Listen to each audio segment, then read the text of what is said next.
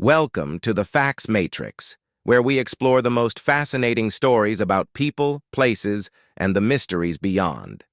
Today, we're journeying back in time, over 4,000 years ago, to uncover one of the oldest stories ever told. The tale of Gilgamesh, a legendary king whose epic has shaped human storytelling for millennia.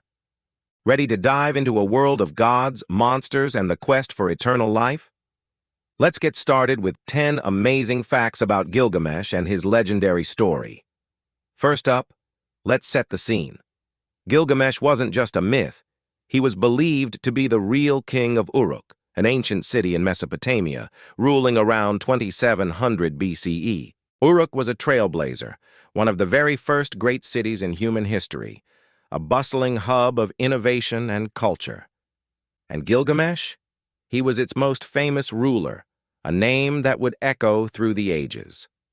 It's incredible to think that the foundations of his city still exist today in modern-day Iraq. Over centuries, the tales of this larger-than-life king were woven together to create the Epic of Gilgamesh, now recognized as one of the oldest known works of literature in the world. To put that in perspective, this epic was written down long before the Bible, before the Greek myths of Zeus and Hercules, and way before the Roman legends of Romulus and Remus. This isn't just a story. It's a foundational text of human civilization, written on clay tablets in a script called cuneiform. So, who was this legendary figure? In the story, Gilgamesh is described as something more than human. He was 2/3 god and 1/3 man. This divine heritage gave him incredible strength, unmatched power, and a natural ability to lead his people. But that 1/3 human part was crucial.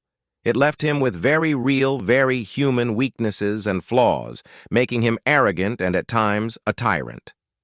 His journey is really about overcoming that flawed nature. The gods, seeing Gilgamesh's arrogance, decided he needed a challenger, an equal, so they created Enkidu, a wild man raised by animals in the wilderness. He was meant to be Gilgamesh's rival, and their first encounter was a titanic wrestling match. But instead of destroying each other, they found a mutual respect.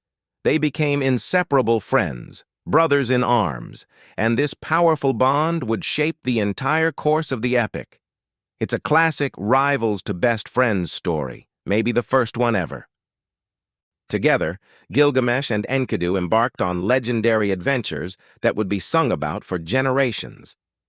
Their most famous quest was a daring journey to the sacred cedar forest to battle Humbaba, a terrifying monster who guarded it. The descriptions of Humbaba are chilling, a creature with a face like a lion and a roar like a flood. Their victory over this beast was a monumental achievement, solidifying their status as the greatest heroes of their time. But their triumphs came at a cost. Their bold actions, especially killing Humbaba and another divine creature, the Bull of Heaven, angered the gods. As punishment, the gods decreed that one of them must die. Tragically, Enkidu was struck with a fatal illness. His slow, painful death absolutely devastated Gilgamesh. The mighty king was changed forever. And this loss set him on a completely new, desperate path. Heartbroken and now terrified of his own mortality, Gilgamesh began a quest to find the secret of immortality. He wanted to escape the fate that took his best friend. This wasn't just a physical journey, it was a spiritual one. His travels took him to the very ends of the earth, far beyond the walls of Uruk, into a world of demons, scorpion men, and cosmic mysteries, all in a frantic search to conquer death itself. Along the way, Gilgamesh met a truly remarkable man named Utnapishtim. He was a survivor of a great flood sent by the gods to wipe out humanity. If that sounds familiar, it should. Utnapishtim's story is a much older version of the flood myth that strongly resembles the later tale of Noah's Ark. He had been granted eternal life by the gods, and Gilgamesh hoped to learn his secret. But Utnapishtim could only offer wisdom, not the gift of immortality.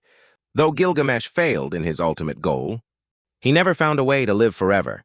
He returned to his city of Uruk with something far more valuable: wisdom. He finally understood that true greatness isn't about defying death, but about the legacy you create and the impact you have on the world. He saw the magnificent walls of his city, a lasting monument to his people, and realized his immortality lay in what he built for future generations. Finally, the survival of this story is a miracle in itself. The Epic of Gilgamesh was painstakingly inscribed on clay tablets using a wedge-shaped script called cuneiform.